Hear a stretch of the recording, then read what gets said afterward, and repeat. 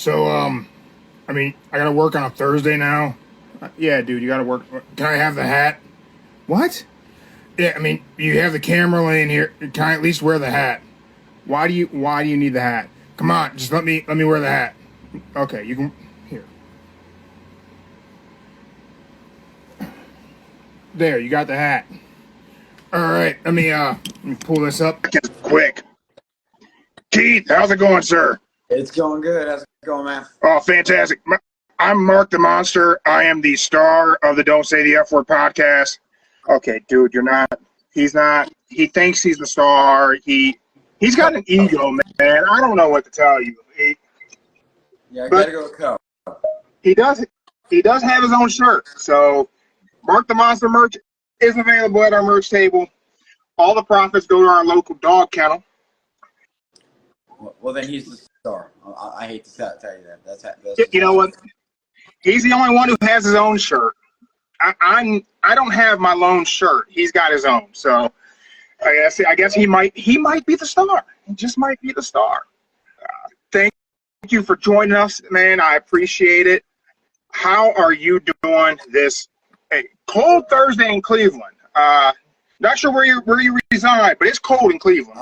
I'm in Carolina, just south of Charlotte. So it's been pretty cold, but I have a feeling you're a lot colder. Yeah, I think whenever I went to the gym this morning, it was 16 degrees. Yeah. I might be finding myself in the next couple of weeks. I might be down in the Charlotte area, so it might be a little warmer. It might be a little bit warmer. Oh, it's definitely warmer than that. So, how you feeling, man? Great fight. Yeah, one of the few times you fight a bare knuckle fight and not all banged up, cut up, and all that shit. Yeah, man. That's what happens whenever you make it a quick night. That's what happens when you make it a 21-second day at the office. They do not pay me by the hour. That's for sure. 21 That's seconds, for sure. 21 rounds, it's the same paycheck. Before we talk about this past week, let's talk about your combat sports career. You're not new to this. Pro MMA started in 2009, right? 2008, yeah, 2009. Around that time frame, it's been what, 15, 16, 17 years. Yeah, man. And that's a lengthy career. Prior to pro MMA, wrestling background, you. I was a state champ wrestler, but passed up a wrestling scholarship to go to the Marine Corps, and then when I got out of the Marine Corps, I started doing MMA to deal with PTSD. Thank you for your service to our country. Appreciate it. Absolutely, man. It's being wrestling in school, passing up a scholarship, that makes you tough. Being a Marine makes you ultra tough. I've had like a very interesting journey, I guess, between like hockey, wrestling, then Marines, then MMA. I was also a bounty hunter at one point. Then bare knuckle boxer. Like it's been quite a trip. Well, shit. Let's hear a bounty hunter story.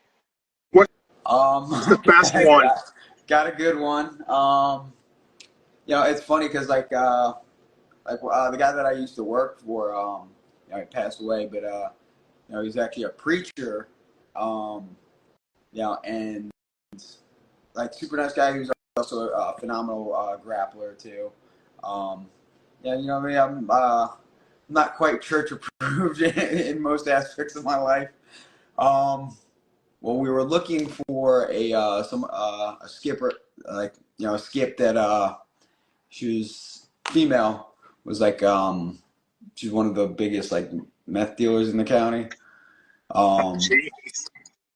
And I actually knew this person's mother because she worked with my mother at the rescue.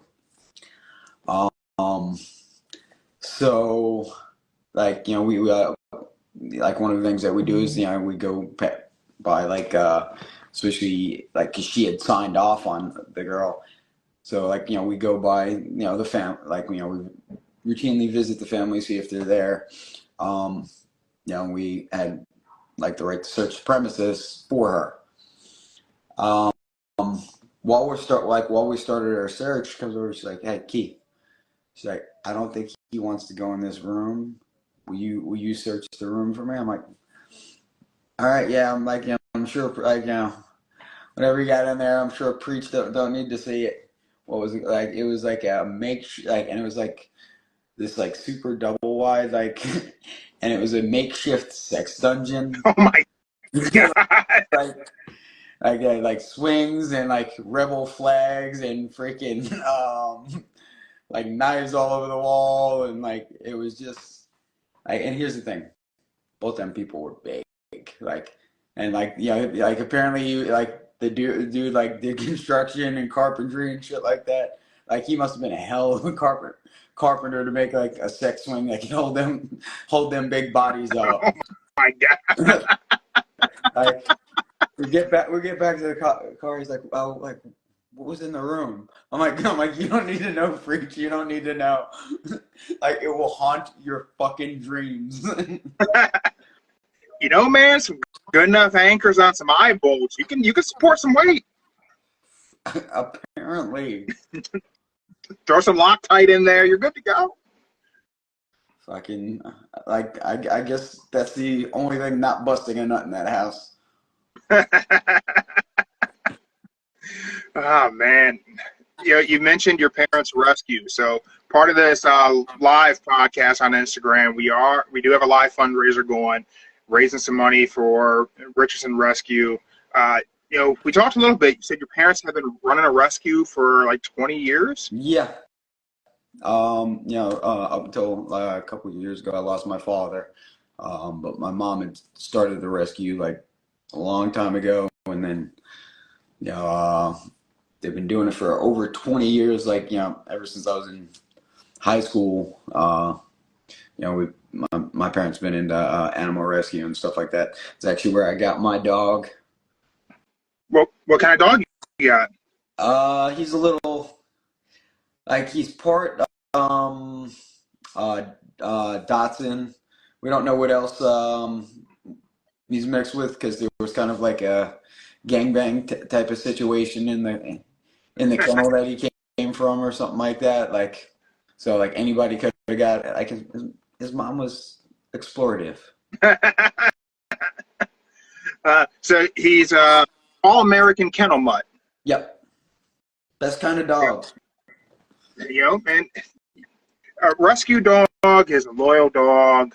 You take them from a bad place and give them a great home and a great family. They will be your companion forever.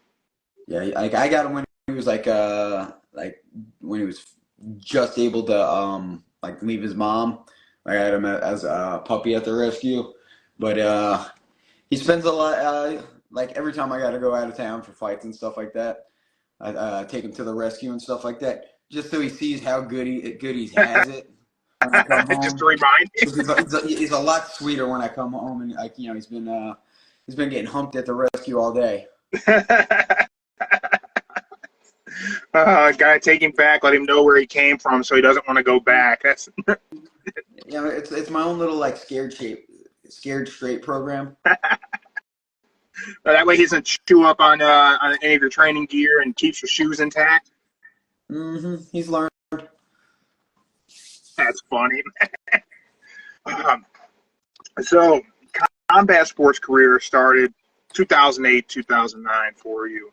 You made your rounds through MMA, some time in Bellator. Early 2023, you made your debut in BKFC? Yeah, it was January of 2023. When I fought Justin Scoggins, which is like, one of the, like, and not even like, was one of the toughest fights of my career for many reasons. One, like, like if you ever seen the fight, it was fight of the, like, it was fight of the year. And it was also, I fought that fight about a week and a half after I lost my father. Oh, that's rough. man. So like it was like it was kind of like an opportunity to get all of that out of my system. Like because like the whole fight camp, like he wouldn't let me pull out of the fight. So the whole fight camp, like I was taking care of him and going from the gym to my parents' house, sleeping at my parents' house, back to the gym. Like so like when we fought, like we just beat the shit out of each other. Yeah, I mean, like our faces were a mess. and you got that unanimous decision. Yeah, but I definitely fucking earned that one. Yeah, I'm not sure there was anyone who hasn't seen it. If you're watching the live, no pop-ups, but if you're on our YouTube, Spotify, maybe there'll be a pop-up, some highlights somewhere around my big head here from that fight. But that fight was brutal. And I wasn't aware that you'd gone through that in your personal life ahead of time. That had to be emotional. And, Yeah. Yeah. No, I just remember like I said, like I emptied the tanks, and then like I just remember like just bawling after the fight. Like me and him were getting stitched up, and he's like we're sitting there hugging each other, because he knew all about it and stuff like that. And I've known him and his father for a long time, so it was just like and that's the weird thing about combat sports in general. Like we can beat on each other like we're trying to kill each other, and at the end we're gonna sit there and hug it out, and we've talked plenty since that fight, and it's just like I got nothing but respect for him and his family. Yeah, man, I did combat sports for about a decade or so in my 20s. And, man, some of the people I've hit the hardest are some of my dearest friends. And it's a weird thing. It's a weird bond that you can have with somebody. And so, man, you got that BKFC debut and came at an emotional time in life. How did you feel whenever you got stitched up, you were healed up, emotionally healed a little bit, looking back on bare knuckle fighting? That whole year, I was just I just threw myself in it wholeheartedly.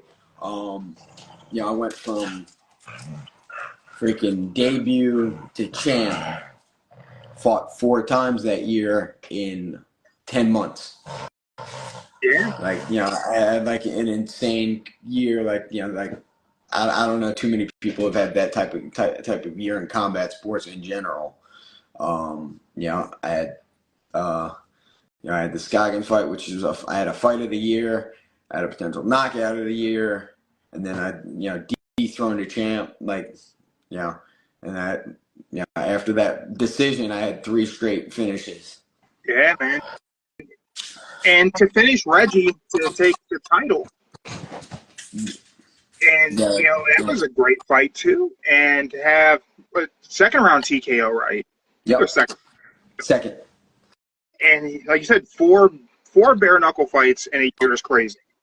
That's just simply a crazy thing to do. Whenever you look at your time in MMA to transition to bare knuckle, how do you transition your training? Because grappling's not a focal point now, right? Yeah. It's just strictly boxing, strictly movement.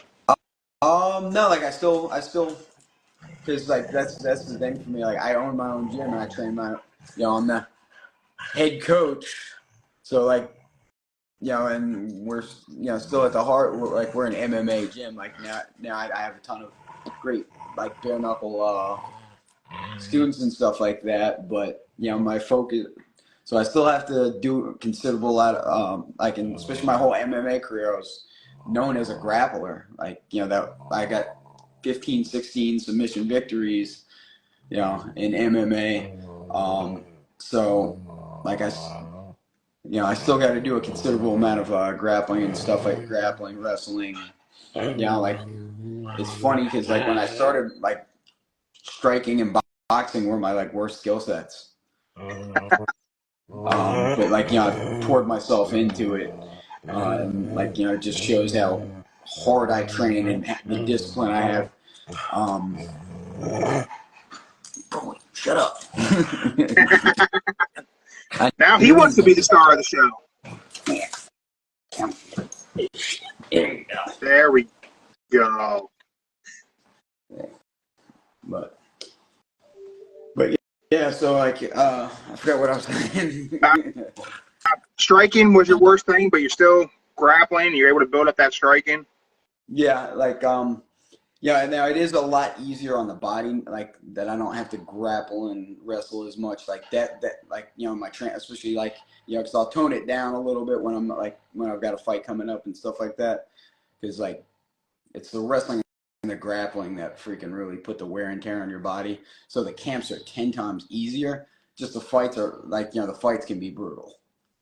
Yeah, man, a lot easier to get cut. A lot, a lot more opportunity to damage your hands. No gloves on. Yeah. I think that's one of the things that I think people who maybe aren't too familiar with bare knuckle don't understand, that the strategy's got to change for a lot of you guys. And you're talking to Redneck Mundell, he talks about it's a lot more focusing on trying to kill the body. You know, you don't want to punch a guy in his forehead too many times. You don't want to break your hand and then, you know, you can't continue the fight. So, you know, that's a different approach, where MMA, you at least have some protection there. You have those 4-ounces on. The gloves, like in MMA, aren't for the guy freaking getting hit. They're for the guy that's punching, so you can punch harder and like not tear your knuckles up and stuff like that. Like, you know, that's why like knuckle conditioning is important. But you know, it's like with bare knuckle, like everything hurts. It hurts to hit them and it hurts to get hit. Like that's why you see a lot of guys like quit, kind of like, you know, like you can tell like they can get up if they really wanted to, but they've just had enough.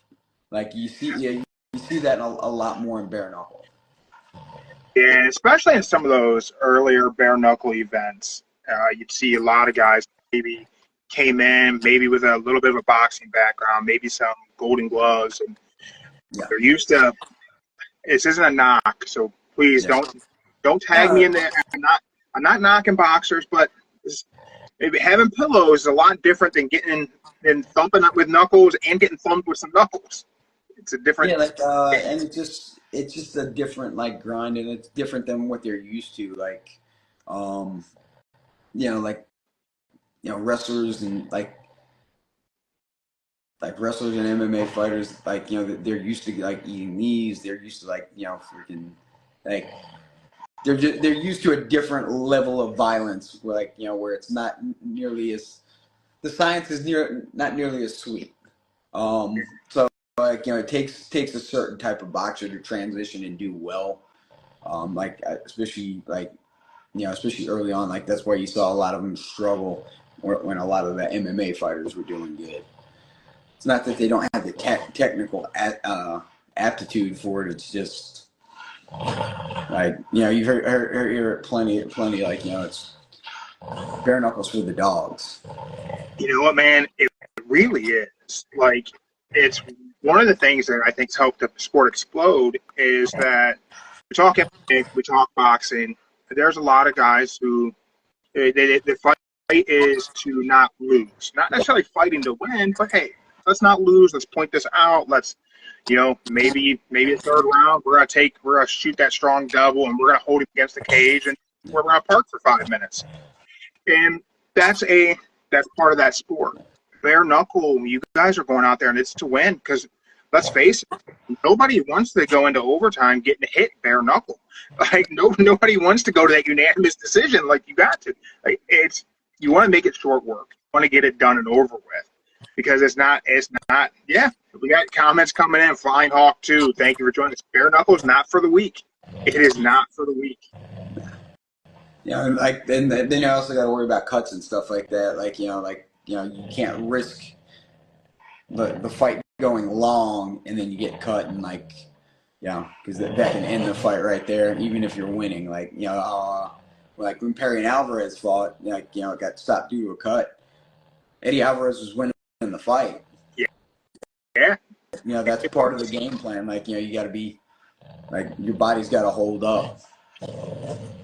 Yeah, I mean, one of the things that we're seeing more and more in bare knuckle is guys getting hit dead in the eyeball and not being able to see, not being able to continue. There's a lot of added risk, not just because you're getting hit with bare knuckle, you're getting cut up. There's a lot of other elements that a novice fan may not be aware that can really put a fighter in harm's way.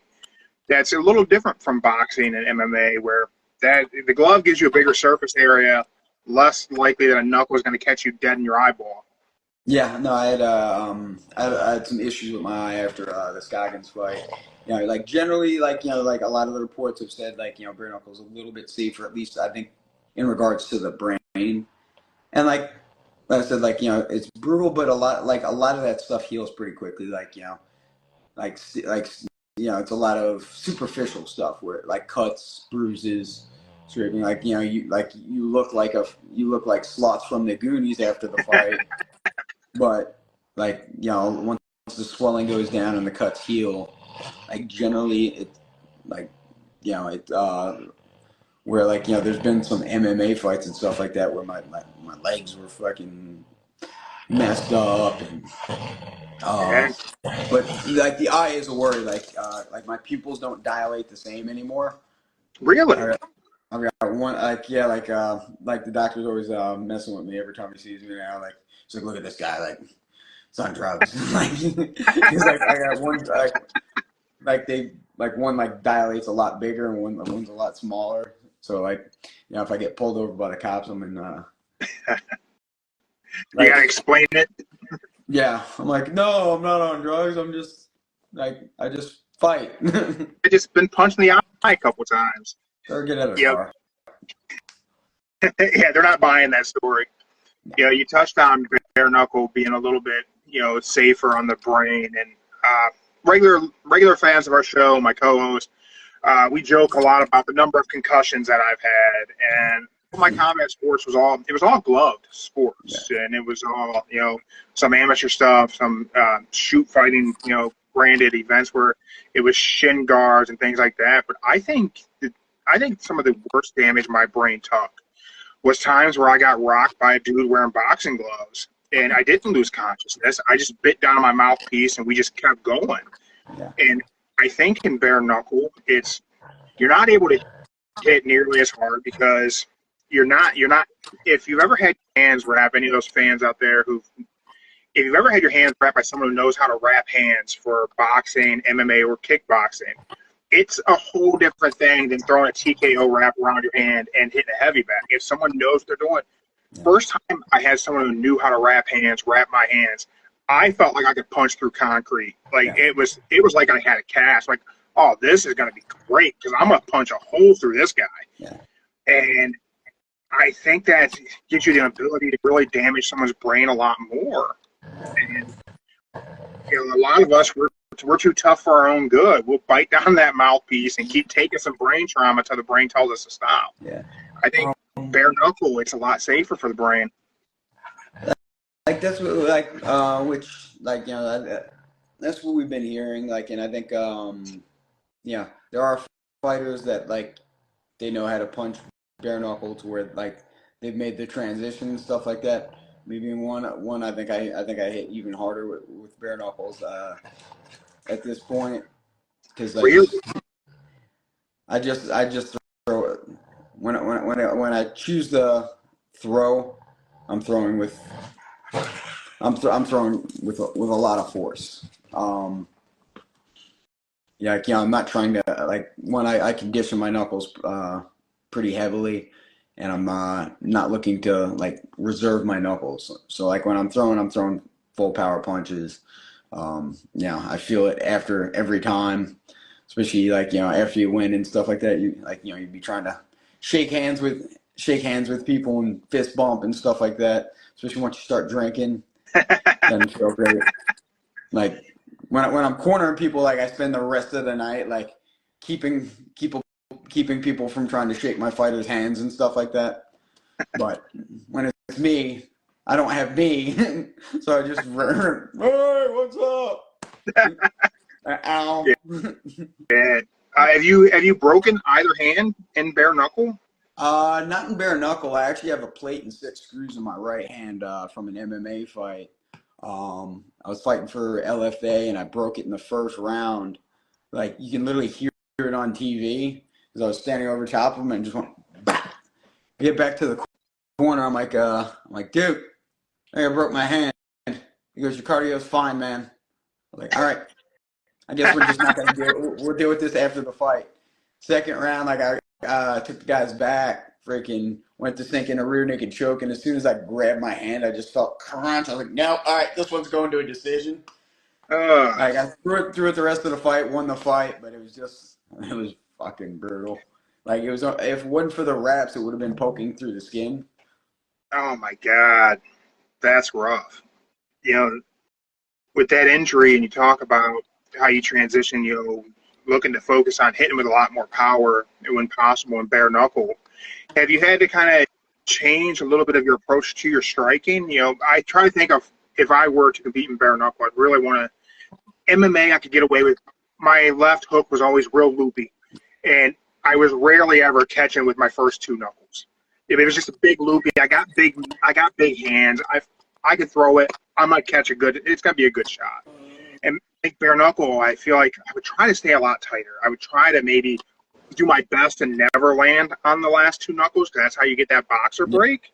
And if you have to change that approach, you change, kind of recondition your brain to throw those punches differently. Yeah, you definitely feel the difference when you don't make solid like impact and stuff like that.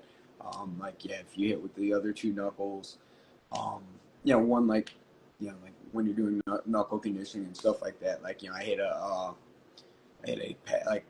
slightly padded board. So you get used to just freaking feeling how you're impacting it, and then you just, when it's right, you just replicate it until it that's just how you do. I also have like dummies that they're kind of like puppets that you can hold the head and stuff like that. Yeah. Like shaped like a skull and stuff like that. You do got to adapt it a little bit. It's a lot easier. You don't have to think as much when you're when you're punching with gloves on and stuff like that. Find out I calculate my strikes a lot more. Where not just brawling, eyes closed. You want to, when you throw, you want it to mean something and you want it to land solid. That's why you see the intense focus when I'm walking people down, and it's just I'm looking trying to pinpoint my shot it's that I think Patriot, aim small, miss small. Kind of that philosophy. You talk about walking people down in that intensity. Now let's go to something current. Let's go to that 21-second victory from last week. Man, that bell rang, and you just marched him down. And Justin Watson was on with us on Tuesday this week. He said he felt bad that his 2-second knockout kind of overshadowed what you did later on in the night. He said what you did was just phenomenal. It was just gong and dash. Well, that was incredible. One shot, one kill. I initially had planned on sitting back a little bit and feeling things out, but and just kind of making him miss and making him pay early on, because I knew he was this was his first main event. He's never fought anybody at at my level. This was his opportunity. I was still the number one contender. I'm the former champ. You are still number one, man. I got the rankings today. You are still number one. So I knew he was going to be nervous, excited, but right off the bat, I could I can tell he so I plan on just feeling it out, especially because he's an explosive young kid. Tries to throw hard and stuff like that. But as soon as like that first exchange, I saw everything that he was doing, and I saw the opportunities, so I immediately switched to, especially like the first time I landed even something like remote, like wasn't even like a full power shot. I could tell it backed him up a little bit, and he didn't like to get hit. So as soon as I saw that, I immediately switched modes. I was like, all right, walk him down, freaking time to hit this guy. Yeah. Like, and especially because he backed himself up against the ropes. One thing that you don't want to do against me is allow me to corner you off, especially with my ability to switch stances and throw power from both sides. If I get you against the ropes, like it ends like it ended. Yeah, and I had Austin Trout on a while back, and he said one of the things that caught him by surprise whenever he stepped into BKFC, he said the ropes have no give. Nah. He said he said it may as well be a wall. Oh yeah, it's like a cage panel. Like they're steel cable. Like to actually make a circular ring, like that's how they had to design it. So it's got to be stiff. That's also why they're very, very protective of you jumping on their ring. Freaking like because like the link, like you can break the linkages, and then like they got to stop like the action for a while. Because if you watch when I won the title and stuff like that, they're pushing me off the fucking. I was excited. Plus that was the last fight. Like like they could have fixed it later. Like it doesn't matter. There wasn't a fight after me. But they're very protective of the ring. Understandably so. We got Chris Garcia checking us out live on Instagram. He said, respectfully, you and him could really give a fight of the night performance, and I think so. Absolutely. I don't. Yeah, like this one thing. I don't take that as disrespect. Like I will fight whoever they put in front of me. Like I'm always looking for a good fight. I'm always looking for a good scrap. But my main priority right now is to get my belt back. Yeah, I mean, I don't know. Does Alberto have anything? I don't think he has anything currently lined up. I haven't seen a card where he's on there coming up. Is there? I don't know. I don't know what they have planned yet. Like I always take a week off after a fight, and then like I'll start talking, to the organization, see what they got planned. Like if I've got to wait, like if I've got to fight somebody else, fine, I'm down. If I gotta here's the one thing I don't want. I don't want to be inactive. Yeah. That was the one thing I kind of bothered me. Like when I like me and Alberto fought, I had a 9-month layoff. I wasn't injured. I was training like the whole time. I'm fighting like I'm training like I'm in camp anyway, because I don't I don't take time off. But for that long, just waiting for a fight, like I kind of got burnt out by the time the fight actually did roll around. Like especially going from 4 fights in a year to a 9-month layoff. Yeah. Kind of like because especially when you're on top, it's hard to stay hungry that long, especially when you don't have anything planned. And then especially when you're training that hard, it takes a lot. Yeah. Oh, It's way easier to climb up the hill. And now being number 1 ranked still, coming off of such an impressive victory, hopefully it can be a quick turnaround to that title fight, especially if you want to stay active. Last thing you really want to do is take a fight that isn't a title fight, run the risk of an injury that then put you in jeopardy of not being able to secure that title fight inside of 2025. Yeah, but you know what?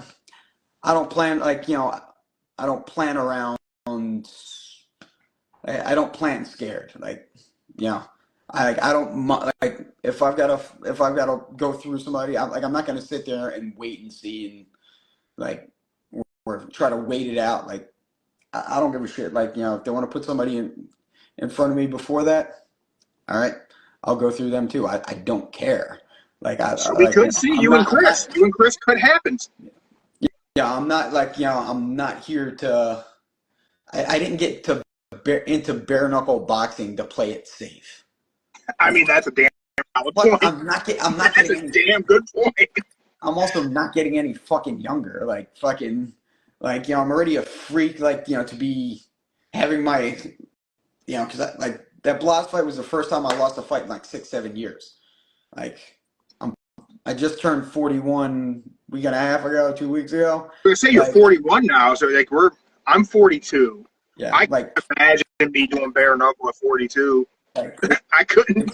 it's ridiculous. Like that I'm having like this much success so late in my career. So like I'm not gonna sit there, but like I know at some point like it's got to stop. Like, but until then, I'm gonna keep rolling through. Like I think it's just the way that I train, the fact that I don't take time off, because I know at this point, like if I stop train, like if I stopped training and just took like a couple months off to just do whatever, I'd never get back to where I was. Yeah. I think like if I, which in like and at some point every fighter takes this that stays in the game long enough will have a fight where they just look old. Father Time wins. Yeah, Father like, Time gets everybody. but He's undefeated. I ain't ready to submit to him yet. Like I just keep getting better. I keep working harder. And I You don't just fight like a man in his 40s. Like you don't move like a guy in his 40s. That's staying ready all the time. I was gonna ask if making bantamweight is difficult being in your 40s. But if you're always training, you're basically always in camp, and that's got to be very helpful. But what do you walk around at? What's walk around with? usually like I walk around at like like shredded at about 155. This last camp I put on a little bit more. Like I used to put on a little bit more size like routinely, like when it was MMA, just because like you need a little bit more horsepower. Yeah. Um, like but this camp I like, especially since I had like another like somewhat long layoff. I put on a little bit more size, like muscled up a little bit. And most of that was just because I started I started taking creatine again, just because it helps with recovery. Really, not like really wasn't trying to put on size. It was just put some water in your muscles and helps with recovery. Like that's the one thing. Like as I've gotten older, I spend more time recovering from the workouts than I actually do in the workouts, and I spend a ton of time in the gym. But That's the thing when we get older. When we get older, it's how do I recover from this? What's that plan? Creatine's a great one. Like you said, it can make you put on some weight. Some of us are ultra sensitive. If I start using creatine regularly, I will puff up 10 pounds in a week. Just poop. yeah. And I'm already husky as shit. When I start throwing creatine in daily, 10 pounds will happen in a week, no problem. We got Garrett asking us, what's your diet like? He's got to mean you. There's no way he's asking about my 295-pound ass. You don't want to eat like me, and you don't want to live like me. It's not easy on the body. Well, Garrett's been in the gym. He knows what the diet's like. But also I work with a couple of meal prep companies. One like we actually started stocking his, like he works with me and Brian Battle. Actually started keeping like selling his meals out of the gym. Wayne 3. So shout out to him. We keep we keep the meals. Just bought a big freezer to keep in the gym because I'm tired of dealing with my fighters fucking up their weight cuts.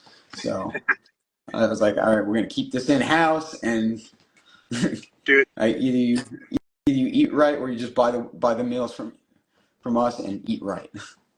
yeah, man, that's one of those things with fighting, and whatever sport it is, it's the weight cut. That fight That's the at the hardest part of scale before fighting. the fight, man. I hated it. I hated it with a passion. I fought at 205. I should have been 185, maybe even cut a leg off and and fight at 170, but man, it was just a struggle for me. Is to be 205 was not. I teetered on eating disorder to be a guy at 205. We're just naturally a big person.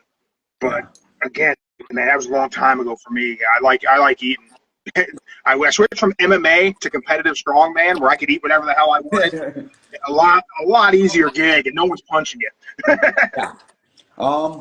Well, and here's the thing, like especially throughout the years, I've learned so much more about like nutrition, dieting, and stuff like that. I remember the stupid shit we used to do in like wrestling to cut weight and stuff like that. And now I know it was like completely wrong, and you make it that much harder on yourself. Like the way that I've got everything regimented now and stuff like that, it makes the weight cut weight cut's always going to be the hardest part. Like the scale is the hardest fight and the most intimidating opponent ever. But the way that I'm like doing it now, it's like I'm almost eating more during during my weight cut, just eating, like cutting the calories, like keeping my metabolism going, and just certain other tricks, I drink like 3 to 4 cups of green tea a day to keep my metabolism burning. Also helps antioxidants and freaking keeps your blood alkali. Like all this stuff that I now know, it just makes it a lot less miserable. The last two weeks of camp, I can get a little bitchy. Not gonna lie. I even tell my students, I'm like, all right, y'all, you guys know the deal. I'm like, out here teaching class, just listen, shut the fuck up, and don't dick around, because I'm gonna get fucking bitchy. I'm definitely gonna get bitchy about it. My blood sugar's low. I've had no carbs. I'm cranky. Yeah. With the things that you've learned for cutting weight and nutrition, you talked about you guys have food prep services. Do you offer, do you write meal plans for people? Is that a service you offer people? And if so, how can fans connect with you to get that done? No, I don't do the meal preps, the meal plans myself.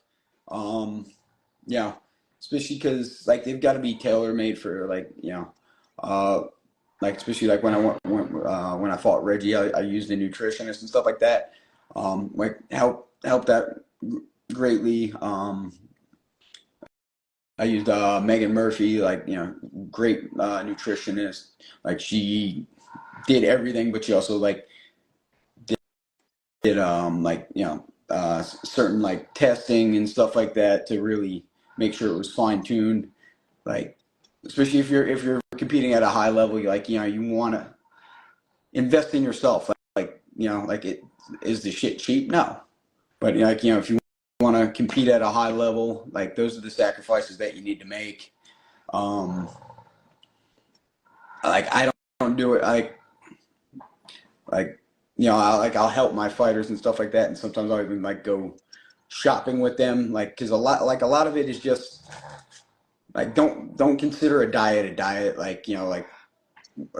just healthy lifestyle. Do I go out and eat and drink and have a good time every night? Yeah, but it's not but then I go right back to eating good, and it's just it's one night out, or one one meal where I'm just going to town and stuff like that. But other than that, when I'm just eating, I'm just keeping lifestyle changes. Instead of soda, I drink a ton of sparkling flavored water or something like that. A lot of little things like that. You can make it, when it adds up, it makes a big difference. One of the things I always recommend to people if they're trying to lose weight, and just regular people, not athletes, if you drink a lot of soda, go buy a soda stream.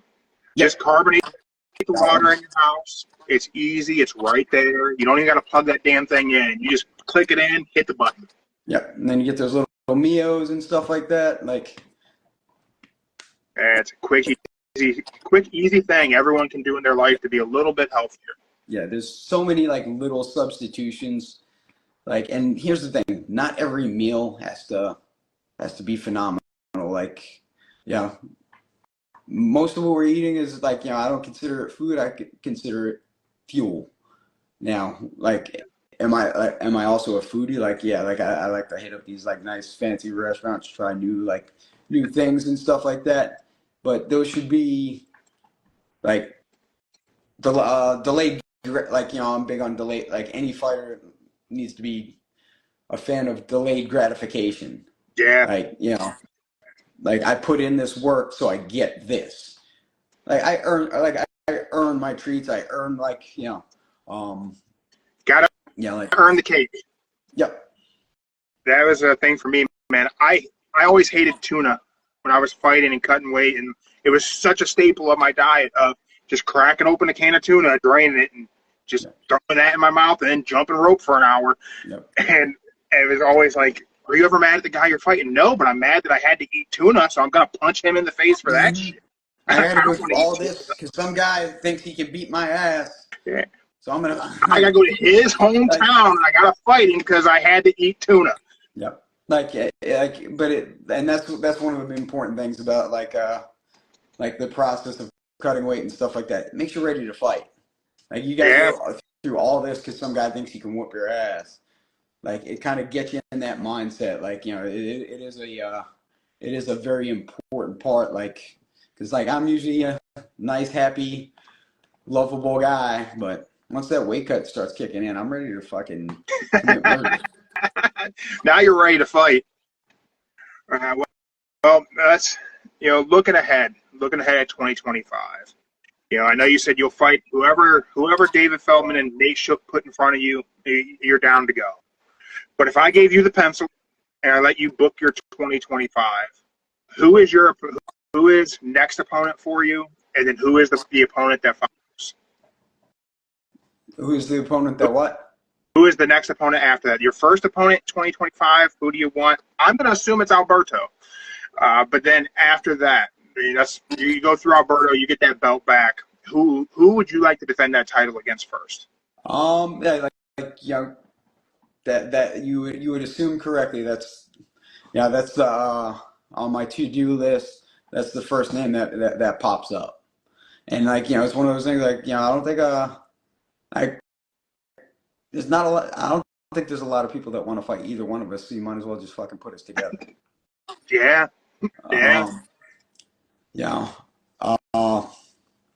Then after that, I'm like, and that's the thing. Like, I've never been a big call out guy.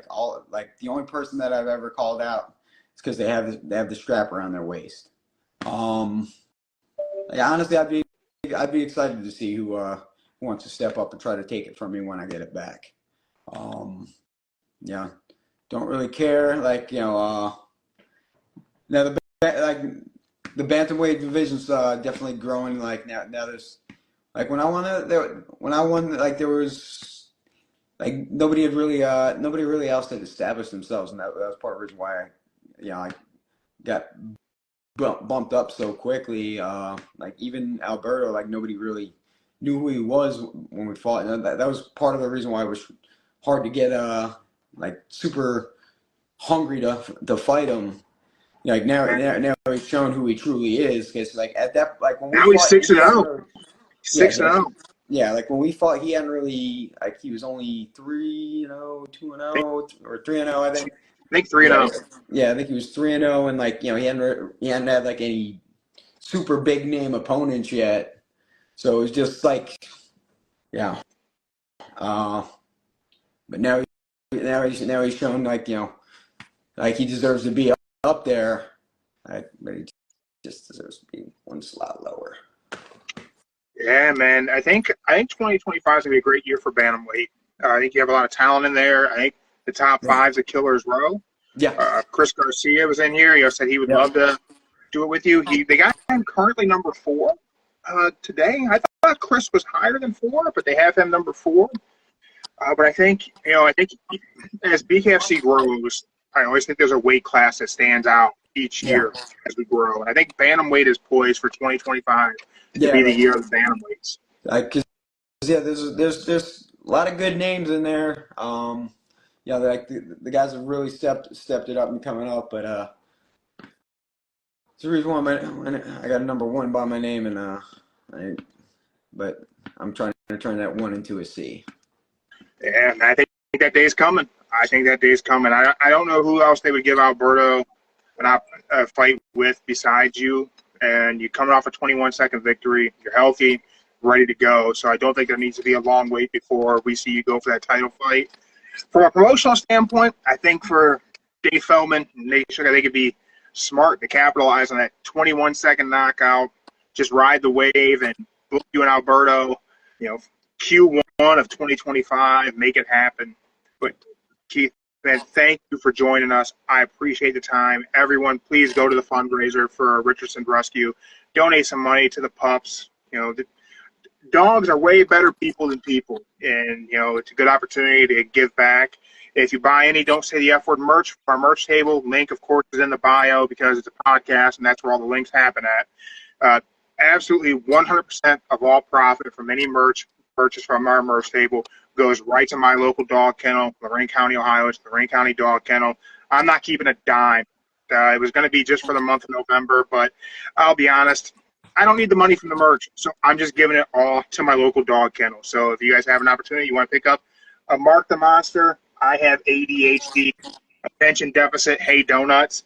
Yeah, shirts there. We got a lot of shirts available. If you're a wrestling fan, combat sports fan, there's plenty to enjoy. Keith, any sponsors you need to shout out? Anybody you want to thank for their support? Queen City Financial. Like that's the thing. Like I have such a great support system. Like anybody that does the sports guiding. Grunt Style. Wayne 3. Palmetto Chiropractic and Physical Therapy. God, I get punched in the head too much. I got Richardson Rescue, of course. My parents are Richardson Rescue. Boost Mobile, Rock Hill. Thank you for the support. In Your Corner, it's a great nonprofit dealing with mental health. Being proponent of that, also helping like veterans with PTSD and stuff like that. It's always been a big, combat sports definitely saved my life. I was a danger to myself and others until I found it. That's shout out to Dr. Gogu too. I think that's pretty good. I'm sure I missed somebody. I'm gonna have somebody mad at me, but I'm used to it. That's all right. Whoever you missed, wherever you come back on ahead of your next fight, we'll get them then. Oh yeah, and of course Modern Warrior MMA, my gym and home. There we go. Keith, thank you very much. Congratulations on the victory last week. Look forward to an exciting 2025 from you and the rest of the bantamweight division. I truly think that bantamweight's poised for 2025 to be their year. And just thank you for the time. I appreciate it, and I hope to see you back soon. Really enjoyed it. Thank you. All right, have a good one, brother. Take it easy. We're out.